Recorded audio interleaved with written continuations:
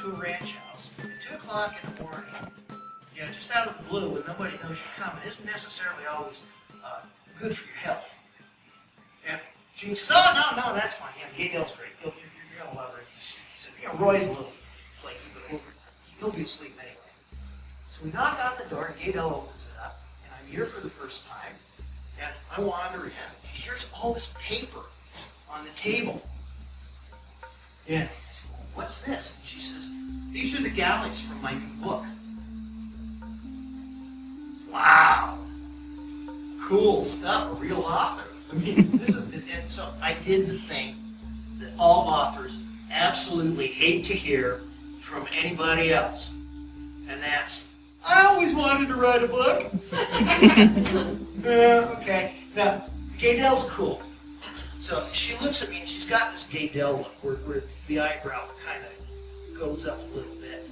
And she stares at me and she says, I think maybe you had best get at it, because the only way to write a book is by writing it. Okay, so go back to the cabin where Kathy and I are working on this. I did a second draft and I sent it off to Gaydell because she's, as wonderful as she is, she's not very bright because she has volunteered to read all of our stuff. Okay, so send it off to Gaydell. She reads the manuscript for Scorched Earth, and she says, this is pretty good.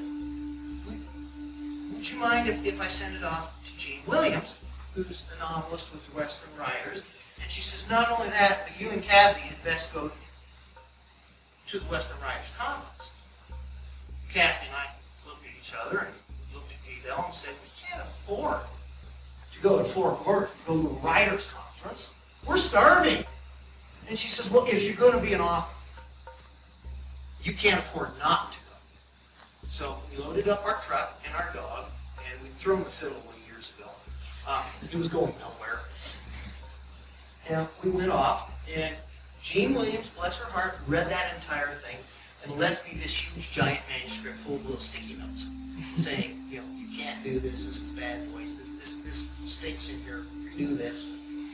And over the years, guys, I pull this out. In the meantime, People of the Wolf goes big. The People series on North American archaeology is going huge. And periodically I pull this out and I send it off to whatever agent we have at the time. And they look at it and say, well, big historic Western things. No. Write more prehistory. We want more people books, more write this, write that. But so I work on it every now and then nobody wanted it. So I go back in the drawer and then pull it out and work on it again. And then we're through what was called the wholesale market. These are the people that used to put books in grocery stores and Kmart and Target and Walgreens and all of these places. I mean, that was just huge. Why? I don't know. Because you would think that novels about American archaeology, where you even include a bibliography in the back of it, would be the sort of thing that bookstores, which are known to serve a more educated clientele, that would be a natural fit. But for whatever reason, guys at truck stops bought them like mad. And maybe it's because that people that shop in places like that are more interested in American archaeology and their culture than people who, look, we'll see. Anyway, that collapsed. Not because there was no market for books, but because the business model had been stretched because they were all getting bigger is better. We started out business with 350 independent distributors that put books in grocery stores and hospitals and waiting rooms and airports. And by the time the industry collapsed, there were 3 big ones left that handled the whole thing. And they had cut their profit margins to the point that when the economy cratered, they just couldn't do it. Charlie Anderson at Anderson News, which took care of 45% of the country's distribution of books. Everybody went to work on Friday, and Charlie Anderson had a memo on their desk that said, as of 5 o'clock tonight, you will have your desk cleaned out and you will be gone. If you have a company car, call someone to pick you up and take you So, since 2009, in the book industry, we have lost 85% of the retail space for books that we used to have. And that's a tough figure, trying to get your head around 85%. But what this did is all of a sudden the publishers were slowing down, and guess what I had sitting in a drawer? So I dug it out, polished it up again, and when Kathy and I were in New York, having dinner with our publisher, Tom Doherty, I said, Tom, I've got this great novel. And he said, okay, wonderful, I'll buy it. So we sat there and we worked out the deal. Tom went back to the office and ran into our editor, Claire Eddy, and he says, Claire, I just bought this big Western book from Michael Gear. Now, Claire doesn't do Westerns. I mean, she's born and raised in Manhattan, God bless her, but she doesn't necessarily, you know, she gets...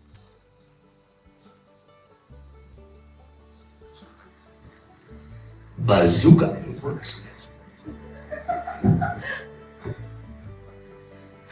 Okay, this is March 11th, 1862. How's the sound? Is it working okay?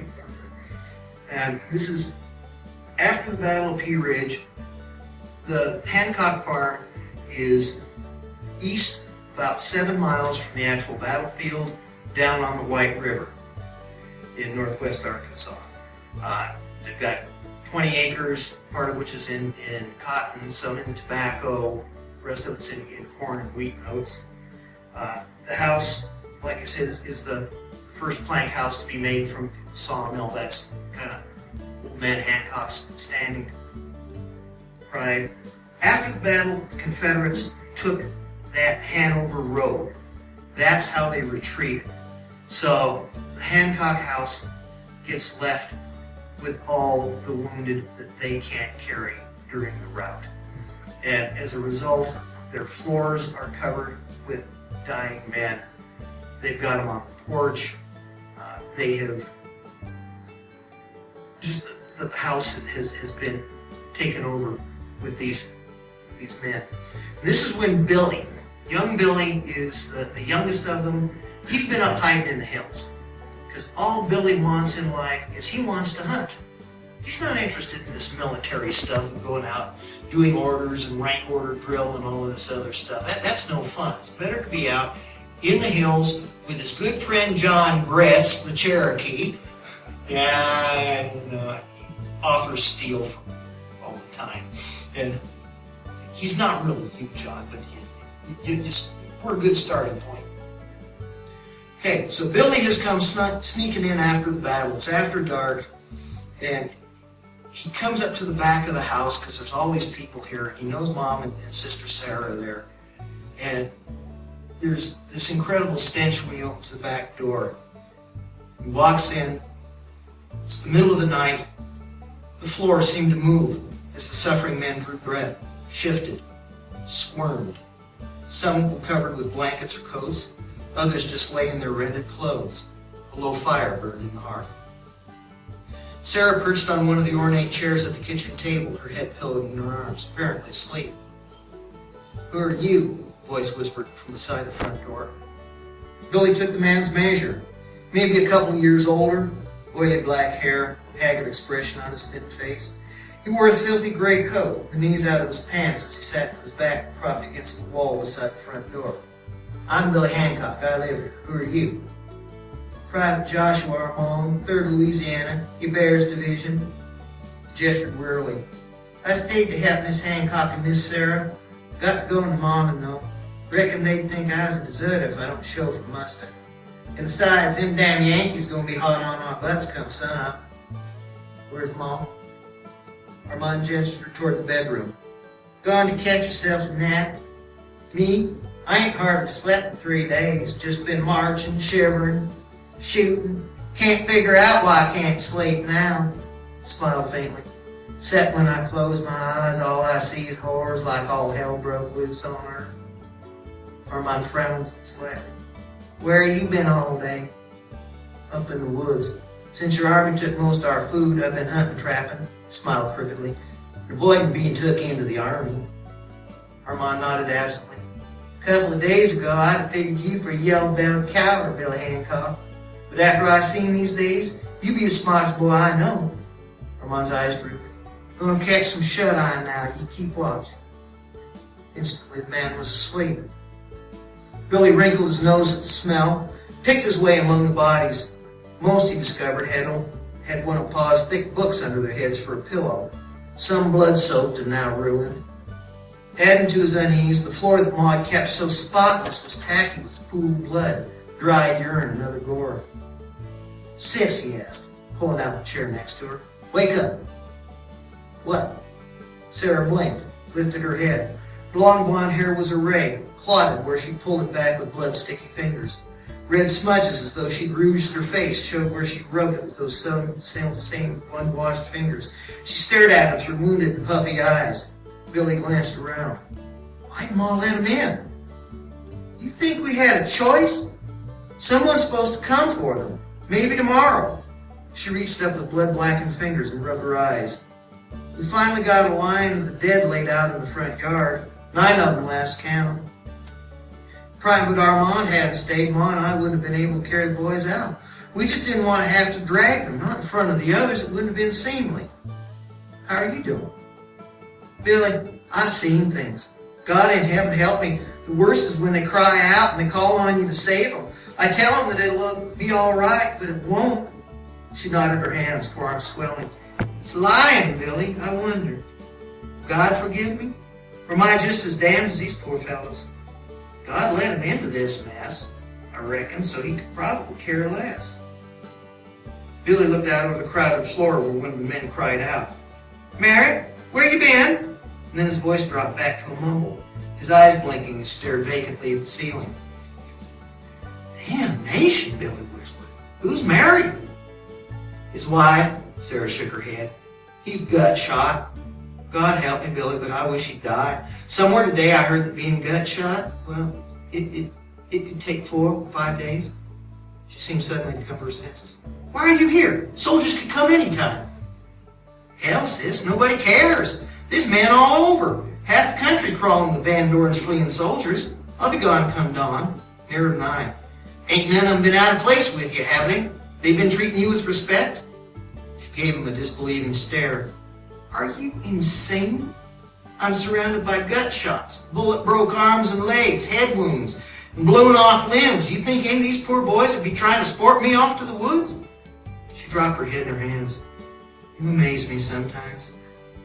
She took a breath. Never can tell about a man. She peeked at him from between her stained fingers. I did get 2 proposals for marriage today. One of them thought I was Amanda and that I lived in Arkadelphia.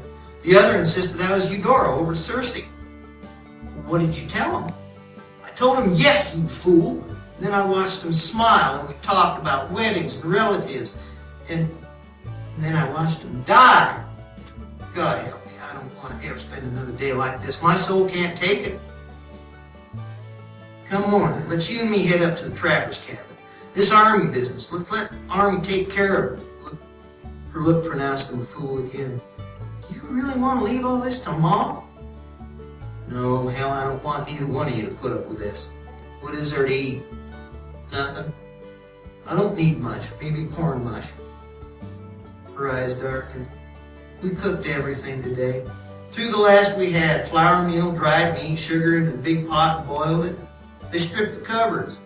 Blackstrap molasses, the sugar tin, raw flour or dried fruits, it's all gone. They came at the smell. From clear down at the road. We fed the wounded first and then the rest.